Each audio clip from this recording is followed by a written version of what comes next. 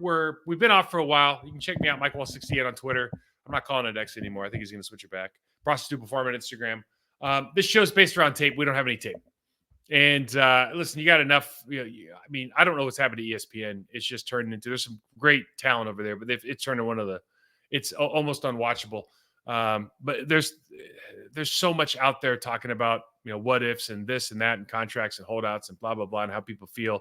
One thing that is really obvious to me, and I know it's fun for fans, but as an ex-player, there's just nothing sacred anymore about the sport. There's just nothing that, when a guy gets beat, it's now a meme, or it's a GIF all over social media, or they're gonna, these experts are gonna extrapolate what this one rep meant. Like, how many reps dudes lose in training camp every year? I mean, good players lose reps. The only guy I know that like maybe never lost a rep was Walter Jones. Never lost. I never saw him lose a rep in practice, but he's like the only guy. And I play with some good players. Sometimes you just lose reps, and it's like, oh, what does it mean? Romeo Dobbs and Jair Alexander, like 50-50. What does it mean? It's like, it's nuts. It's because we just see stuff we shouldn't. I worked with Joe Shane, actually both in Carolina and then down in Miami. And Joe's a great guy, and he's obviously the general manager for the Giants now, and they're doing that Hard Knock. So I turned it on because I'm just interested to see, you want to see how the guy's doing, kind of. And that show shouldn't be on TV because the damage I think a show like that is going to do to that team. I mean, think about it, your starting quarterback is just constantly being shit talked for really the entire thing, whether it's directly or indirectly. They're trying to find replacements. They're making decisions. You see Daboll's upset because that doesn't need to be aired for the public. Like, you don't need to see how the sausage is made for everything. And, in the name of ratings, it kind of sucks. And that's honestly why I haven't done a lot of shows. But Texans, Bears tomorrow night in a meaningless game that nobody's going to play in, but football is starting. So I figured let's start this thing up. We don't have any tape. So I had some listeners give me some questions. We're going to answer those. Believe did ask me to do a piece on Jordan Love's contract, and they've just pulled in some new sponsors. So I appreciate that. So I'll do it. Here we go. Good. That's my statement on Jordan Love. Good. Great for the player. Great contract for the player. 4-year extension, $220 million. I think he's going to have the third highest bonus money in the history. Here's what people don't talk about.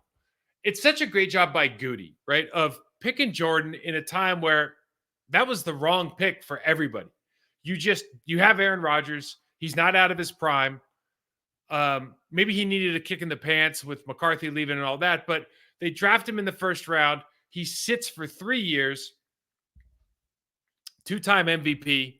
They end up getting rid of, so then they get rid of Aaron, second Hall of Fame quarterback in a row. Goody's done such a good job of surrounding this kid with talent that he can grow with. So you have young receivers, you have young tight ends. Josh Jacobs, they re-up with Aaron Jones, and they bring in a younger version or a younger bruising running back. They got rid of David Bakhtiari, which is a tough move, but probably a necessary one given his injury history. And they're trying to reformat that offensive line. I'm so appreciative of how difficult those decisions were for Goody, and what a good job he's done. I'm so appreciative of the work that Jordan Love has done outside of the Green Bay Packers building.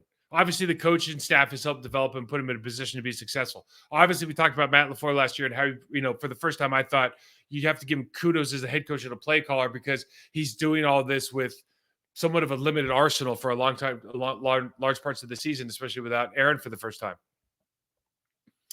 But if this kid works, man, I'm in Austin. He was in Austin. This kid puts in time. He works with his receiving core. He's working off site with private coaches, developing his craft. Like, you're happy when these things happen. And then here's the other part of it. In 2024, 55 a year is a ton of money. In 2027, 55 a year is good money. In 2026, 55, there's going to be guys that are 60 million next year, 65 the next year. That's how this is going, especially if we get to 18 games.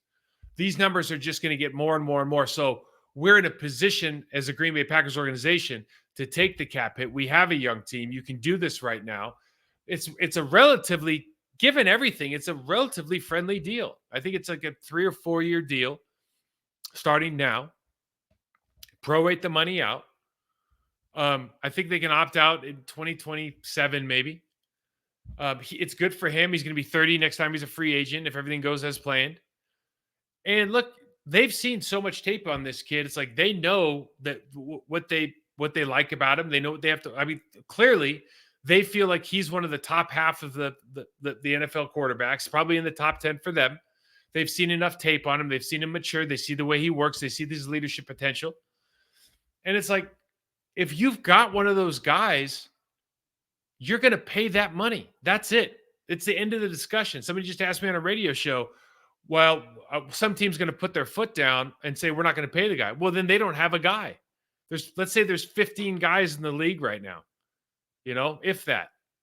If there's 15 guys you think can win you a Super Bowl and he's one of them, you're going to pay him. That's it. That's the end of the discussion. Now, I'll say this.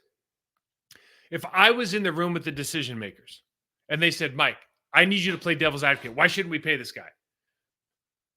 Because all the experts in the media, he's played this many games and blah, blah, blah. I mean, listen, the Packers have seen so many reps. They've seen him in meetings. Like, shut your mouth. You have no idea what you're talking about. If you wanted to make one statement about his production, I would say it's tied to Aaron Jones based on last year. Aaron Jones got hurt. I think the first game against Chicago, he's running to the end zone. I think he pulls his hammy or his groin. I think it's his hammy. And he's kind of off and on injured for the next 10 weeks. I think they start like 3-6 or something. He comes back, and coincidentally, everybody gets really good. And Jordan Love plays out his mind. He's got 4,000 yards. He breaks. He's one of 5 quarterbacks to do something special in their first season as a starter. Him, Brock Purdy, Patrick, was it Kurt Warner, somebody else? But Aaron Jones was a big part of that. We talked about it last year. He's our lighter fluid. Like, he made everything go. And so you bring in Josh Jacobs. He's a younger running back, and certainly you can understand the mechanics of why they did that, the economics of it, I guess. But, that's the only thing that I would stop, take pause, and go, listen, this was a much, much different team with one person being different. And does that one person make that much of a difference? Obviously, the Green Bay Packers are thinking, no, and Jordan's going to take that next step. Certainly, the receiving core is going to take that next step. Someone's going to separate and become a number one guy. He talked about a Romeo Doubs earlier today, or earlier this week. Certainly you got younger at the running back position. You have those 2 tight ends that are going to come into their own. So you've got this group that can grow together, and you got to be excited about that. And so there's just so many reasons that you have to get this deal done. I just am, listen, as a player, I'm just happy when guys get paid like that, especially guys that work their ass off. I've told you, small school guys that come up and do well, you got nothing but respect for them because you know how hard. I personally know how hard it is. Now,